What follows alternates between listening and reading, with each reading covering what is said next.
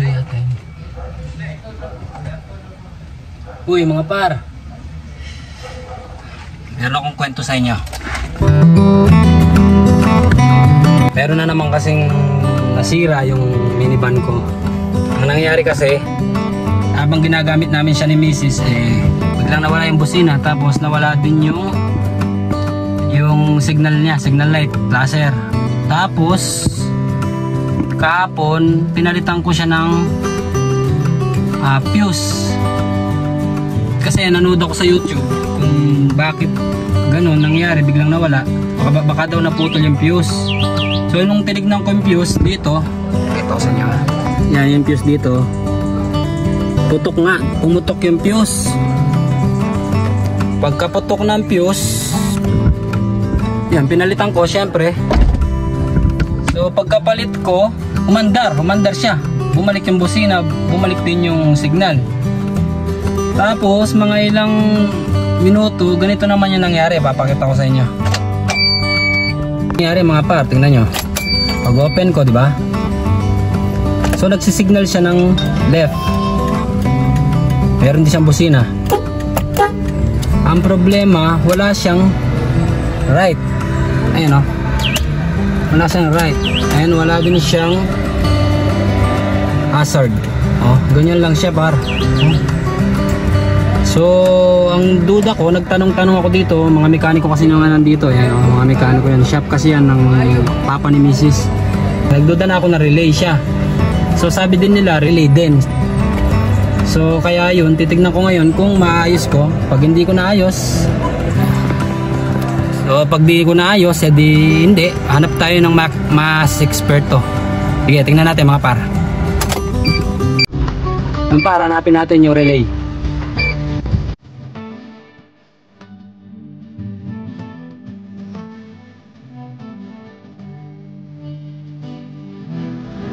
Yan mga par, tanggalan natin.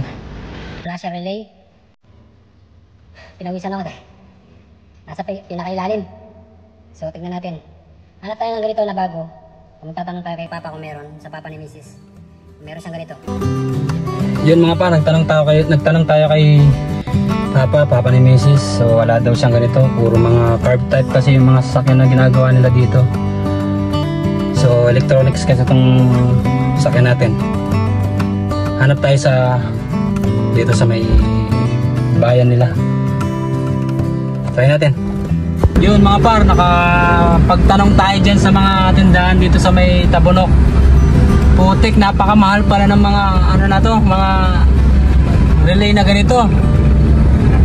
Tig 800 mga par, kulang yung dala kong pera. Ang iniisip ko nasa 400 lang, 300 ganun. So babalik ulit tayo, pero bago tayo bumalik dito ulit magtatanong muna tayo sa kaibigan natin kung meron siyang ganito. So electrician kasi sa sasakyan yung kaibigan natin, si Par John Ray. Shoutout sa'yo paring John Ray, press. Yeah, sana meron ka nito na di na ginagamit para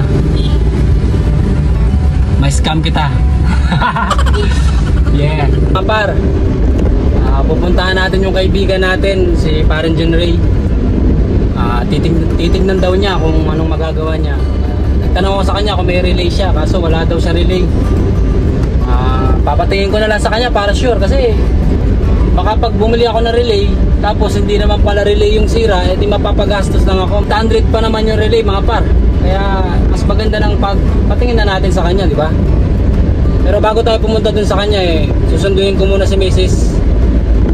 Nasa school kasi siya tapos susunduin natin yung anak ko dito sa school niya rin.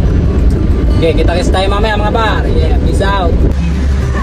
Yan na mga par, nasundo ko na si Mrs. at si Baby. Pero habang sinusundo ko sila kanina, bumalik naman bigla yung signal light at saka yung hazard. Tingnan nyo mga par, parang minumulto ako Bumalik ulit yung bumalik yung signal light niya ng right. Kanina di ba walang right? Ayan, bumalik Wala. Tapos yung hazard, meron na naman. Ayan yung hazard Bigla na lang siya bumalik. Siguro lost contact lang to, pero obserbahan ko pa rin mga ilang araw. ulit, dadalhin ko na dun kay paring John Ray. Ayan, sa tingin nyo mga par, ano kaya ang problema nun? Lost contact o kung relay yun, di ba? Hindi na siya under balik. Hindi na siya under balik. Oh, hindi na ako marunong mag-Tagalog. Hindi na siya under ulit. Pero umandar naman siya ulit. Di ba? Pero lost contact lang siguro yun. Obserbahan natin. Kumusta mga par? Yun. After ng pag-obserba ko ng isang araw, na-obserbahan ko ng isang araw, so nawawala talaga siya. Ang masama doon, pumuputok talaga yung fuse niya. So yun, napag-desisyonan ko na dadalhin ko na talaga kay paring John Ray. So naghihintay siya doon sa may shop ng kaibigan niya. On the way na ako ngayon doon.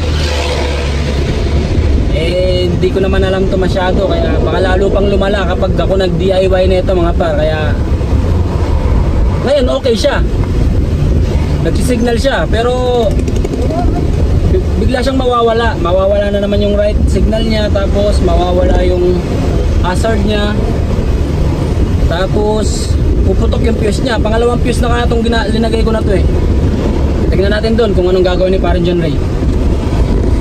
Para nandito tayo sa Mohon. Nandito kasi yung shop ng kaibigan ni paring John Ray. Ang shop na yun ay pang shop ng mga aircon technician kasi yung kaibigan ni paring John Ray. Hindi ko rin pinagawa tong aircon nito mga par nung nag-lost contact din naglo-lost contact din kasi tong aircon nito dati. So siya rin yung may-ari ng shop na yun, siya yung nakagawa ng sasakyan na to sa aircon niya. Ayan par, dito lang yan sa may Mohon, dito sa may Fusion na gasolinahan. Napapasok tayo dito sa may Fusion. Ayan, magle-left turn tayo. Ayan, makikita niyo na mga kaibigan natin dyan.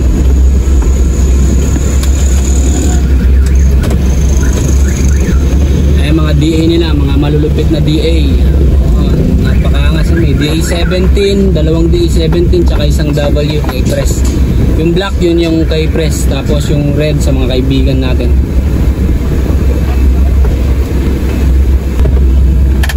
Ayan sila kumakain. Kakatapos lang yata nila magtrabaho. Mamaya na lang mga par. Pagkatapos nga kumain ni paring John Ray, chinek na nga agad kung anong problema ng minivan natin mga par. Kung bakit nga ba pumuputok yung fuse at nawawala yung signal light. Ang una niya nga tinanggal itong switch ng signal light. Mabusisi niya nga sinuri mga par kung naglo-lost contact ba o may grounded. Nung nakitang goods naman siya, nilinis na lang din niya mga par kasi nakatanggal na rin naman. So ibig sabihin wala dyan yung problema mga par.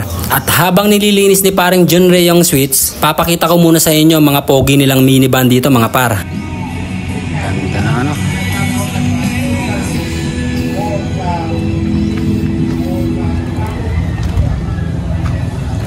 Ang ganda ng DA17W.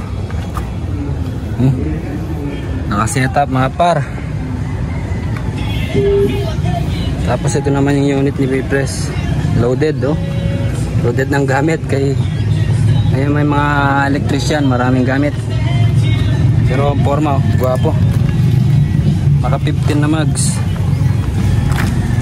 Tapos itong DA17 na red guwapo rin. Parehas DA17W yung red at saka yung gray ay silver. Ang ganda. At dito mga par, chinek naman niya yung mga wiring sa signal light sa bandang kanan. Kasi nga sa bandang kanan nga lagi yung nawawala. At positive nga mga par, may nakita siyang wire na nabalatan dito mga par. Dito, saan na connection yun? Saan nakakonect? Dito sa ano no? Sa side mirror no? Yes. Oh, live man eh. Live yan. Kaya pala dyan siguro. Takpan na? Nawala. Nawawala nga par kapag nadidikit sa bakal.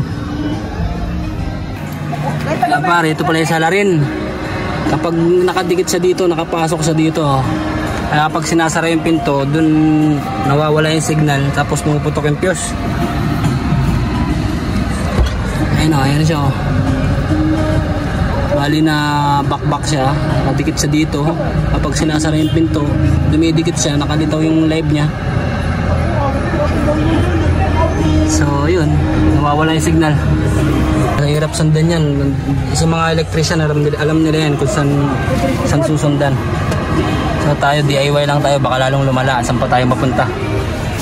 At dito nga mga par, nilalagyan na ng electric tape ang nabalatan na wire mga par para hindi na mag-grounded ulit at pumutok yung fuse. Pagkatapos ngang maayos ng wirings ibabalik na ulit ang mga signal light switch at mga tinanggal niyang mga dashboard mga par. Tapos ngang ibalik ng mga yan all goods na mga par. Nagpaalam at nagpasalamat na rin ako kay Pres. Okay, salamat Pres, thank you! Na-solve na naman ang ating minivan. Yeah. Yes mga par, okay na yung signal light natin. Nahanap na yung salarin kung bakit pumuputok yung fuse. Siyempre iba pa rin yung mga electrician, masusundan nila yung wirings kung saan talaga yung pinagmumulan ng grounded, di ba? Siguro kung tayo yung gagawa nun, baka abutin tayo ng 1 linggo hindi natin magagawa. Pero siyempre, sinubukan naman natin, di ba? Sinubukan natin, nakita niya naman lahat ng posibleng nalalaman, yung sa nalalaman lang natin na posibleng sira, magiging posibleng sira niya, ginawa natin. Pero iba pa rin talaga yung knowledge ng electrician pare. Buti na lang, siyempre may mga kaibigan tayong ganon, mga electrician. Si parang John Ray, presidente namin yun sa Motorcycle Club, sa Raider Philippines Club. Shoutout sa inyo mga par. Sensya na, di na ako nakakapunta pero babawi ako soon. Diba kung kung may kayo, may mga problema yung mga sakyan nyo pag sa mga electrical, kontakin nyo lang si paring John Ray. Magaling. Tsaka yung kasama niya, yung sa aircon dyan, magaling din yun pare. Ganito na lang siguro mga par. Dito ko natatapusin vlog na to kasi susundo pa ako kay Mrs. Alright, peace out! Hanggang sa susunod na vlog. Peace out!